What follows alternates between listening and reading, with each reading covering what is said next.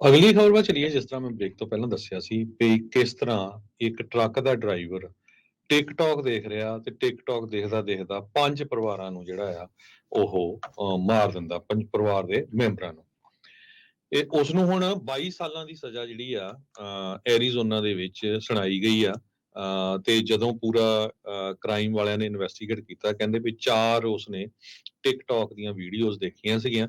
Danny ਟਾਈਨਰ ਨਾਮ ਦਾ 38 ਸਾਲਾਂ ਦਾ ਬੰਦਾ, ਉਸਨੇ ਐਡਮਿਟ ਕਰ ਲਿਆ 5 ਕਾਊਂਟ ਆਫ ਮੈਨਸਲੌਟਰ। ਜਨਵਰੀ 2023 ਦੇ ਵਿੱਚ ਕ੍ਰੈਸ਼ ਹੋਇਆ ਸੀ ਸਾਊਥ ਈਸਟ ਆਫ ਫੀਨਿਕਸ ਦੇ ਵਿੱਚ, ਤੇ ਉਸ ਨੂੰ ਸੋਮਵਾਰ ਕੱਲ ਜਾਣੀ ਕਿ ਸਜ਼ਾ ਦਿੱਤੀ ਗਈ ਹੈਗੀ ਆ। ਜਿਹੜਾ ਫੋਰੈਂਸਿਕ ਡਾਟਾ ਸੀ ਉਸਨੇ ਸ਼ੋਅ ਕੀਤਾ ਸੀ ਵੀ ਟਾਈਨਰ ਟਿਕਟੌਕ ਨੂੰ ਫੋਨ ਦੇ ਉੱਤੇ ਯੂਜ਼ ਕਰ ਰਿਹਾ ਸੀ ਤੇ ਨਾਲ ਦੀ ਨਾਲ ਸਪੀਡਿੰਗ ਵੀ ਕਰ ਰਿਹਾ ਸੀ।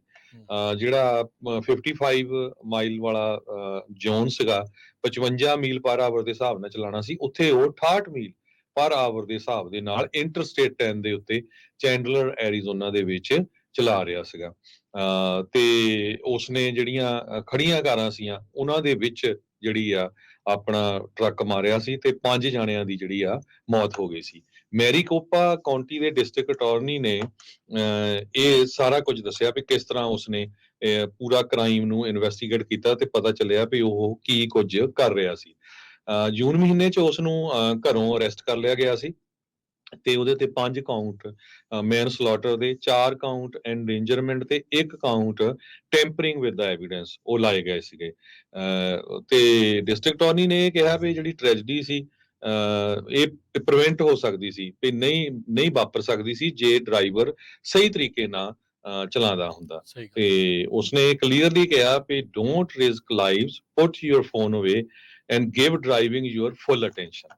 ਸੋ ਇਹ ਇੱਕ ਬਹੁਤ ਵੱਡਾ ਲੈਸਨ ਆ ਉਹਨਾਂ ਡਰਾਈਵਰਸ ਦੇ ਲਈ, ਚਾਹੇ ਉਹ ਕਾਰਾਂ ਦੇ ਆ ਜਾਂ ਟਰੱਕਾਂ ਵਾਲੇ ਆ, ਭਈ ਤੁਸੀਂ ਜਿਸ ਟਾਈਮ ਡਰਾਈਵ ਕਰਦੇ ਹੋ ਫੋਕਸ ਡਰਾਈਵਿੰਗ ਤੇ ਕਰੋ। ਸੋਸ਼ਲ ਮੀਡੀਆ ਜਾਂ ਹੋਰ ਇਦਾਂ ਦੀਆਂ ਚੀਜ਼ਾਂ ਨਾ ਦੇਖੋ। ਹੁਣ ਦੇਖੋ ਵੀ 5 ਬੰਦੇ ਜਿਹੜੇ ਉਸਨੇ ਮਾਰ ਦਿੱਤੇ ਸੀ ਤੇ ਹੁਣ ਆਪ ਖੁਦ ਸਾਰੀ ਉਮਰ ਜੇਲ੍ਹ ਦੇ ਵਿੱਚ ਰਹੂਗਾ। ਬਿਲਕੁਲ ਬੜੀ ਮੰਦਭਾਗੀ ਜਿਹੜੀ ਘਟਨਾ ਇਹ ਹਰਜੋਤ ਸਿੰਘ ਜੀ ਦੇਖੋ ਵਾਪਰੀ ਆ। ਕਿਉਂਕਿ ਜਿਹੜਾ ਅਟੈਂਸ਼ਨ ਸਪੈਨ ਆ ਉਹ ਤੁਹਾਡਾ ਘੱਟ ਜਾਂਦਾ, ਰਿਐਕਸ਼ਨ ਟਾਈਮ ਤੁਹਾਡਾ ਵੱਧ ਜਾਂਦਾ ਆ ਜਦੋਂ ਤੁਸੀਂ ਫੋਨ ਦੇ ਵਿੱਚ ਵੜ ਜਾਂਦੇ ਆ। ਕਾਲ ਕਰਨੀ ਇੱਕ ਡਿਫਰੈਂਟ ਗੱਲ ਹੁੰਦੀ ਆ, ਜੇ ਤੁਹਾਡਾ ਹੈੱਡਫੋਨ ਲੱਗਾ ਆ, ਹੈਂਡਸ ਫਰੀ ਲੱਗਾ ਆ ਤਾਂ ਉਹ ਅਲਾਊਡ ਵੀ ਆ, ਉਹ ਕਰਨ ਵਿੱਚ ਜਿਹੜਾ ਉਹ ਦਿੰਦੇ ਆ।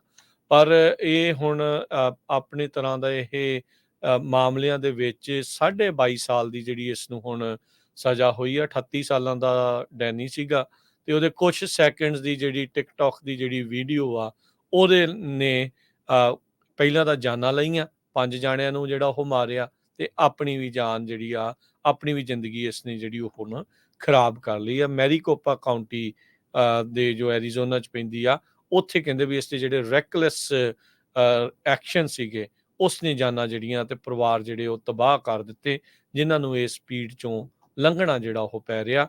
ਡਿਪਾਰਟਮੈਂਟ ਨੇ ਵੀ ਕਿਹਾ ਵੀ ਇਹ ਟੋਟਲੀ ਜਿੱਦਾਂ ਇਹ ਪ੍ਰੀਵੈਂਟੇਬਲ ਆ, ਜਿੱਦਾਂ ਤੁਸੀਂ ਦੱਸ ਰਹੇ ਆ ਵੀ ਇਸ ਤੋਂ ਬਚਿਆ ਜਿਹੜਾ ਉਹ ਜਾ ਸਕਦਾ। ਸੋ ਸਾਰਿਆਂ ਨੂੰ ਬਹੁਤ ਹੀ ਬੇਨਤੀ ਆ, ਅਪੀਲ ਆ, ਕੋਈ ਵੀ ਚਲਾ ਰਹੇ ਆ ਤੁਸੀਂ, ਈਵਨ ਤੁਸੀਂ ਵਾਕ ਵੀ ਕਰ ਰਹੇ ਆ, ਈਵਨ ਤੁਸੀਂ ਸਾਈਕਲ ਵੀ ਚਲਾ ਰਹੇ ਆ, ਆਪਾਂ ਕਈ ਵਾਰੀ ਇਹ ਵੀ ਦੇਖਿਆ ਵੀ ਜਿਹੜੇ ਪੈਡੈਸਟਰੀਅਨਸ ਵੀ ਹੁੰਦੇ ਆ ਉਹ ਵੀ ਆਲੇ ਦੁਆਲੇ ਦਾ ਧਿਆਨ ਨਹੀਂ ਰੱਖਦੇ।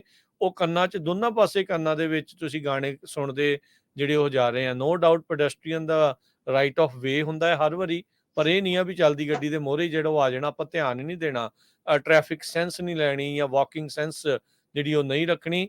ਤੁਸੀਂ ਕਿਸੇ ਵੀ ਤਰੀਕੇ ਦੇ ਨਾਲ ਰੋਡ ਦੇ ਉੱਤੇ ਆ, ਤੁਰ ਰਹੇ ਆ, ਸਾਈਕਲ ਤੇ ਆ, ਗੱਡੀ ਤੇ ਆ, ਟਰੱਕ ਤੇ ਆ, ਧਿਆਨ ਜਿਹੜਾ ਤੁਹਾਡਾ ਫੋਕਸ ਆ ਉਸ ਦੇ ਵਿੱਚ ਰਹਿਣਾ ਚਾਹੀਦਾ ਆ। ਗੱਲ ਇਹ ਆ ਵੀ ਰੀਲਾਂ ਦੀ ਇਸ ਜ਼ਮਾਨੇ ਦੇ ਵਿੱਚ ਆਪਾਂ ਸਾਰਾ ਕੁਝ ਹੀ ਛੋਟਾ ਜਿਹੜਾ ਉਹ ਕਰ ਲਿਆ, ਜ਼ਿੰਦਗੀ ਦੇ ਮਾਇਨੇ ਵੀ ਛੋਟੇ ਕਰ ਲਏ, ਜ਼ਿੰਦਗੀ ਦੀ ਕੀਮਤ ਵੀ ਜਿਹੜੀ ਉਹ ਆਪਾਂ ਛੋਟੀ ਕਰੀ ਜਾ ਰਹੇ ਹਾਂ। ਸੋ ਪਲੀਜ਼ ਇਹਨਾਂ ਚੀਜ਼ਾਂ ਤੋਂ ਜਿਹੜਾ ਉਹ ਆਪਣਾ ਬਚਾਅ ਕਰੀਏ, ਅਲਰਟ ਰਹਿ ਕੇ, ਸਤਰਕ ਰਹਿ ਕੇ ਆਲੇ ਦੁਆਲੇ ਨੂੰ ਭਾਂਪਦੇ ਹੋਏ ਜਿਹੜਾ ਆ ਉਹ ਚੱਲਿਆ ਕਰੀਏ। ਜੀ ਜੀ ਬਿਲਕੁਲ।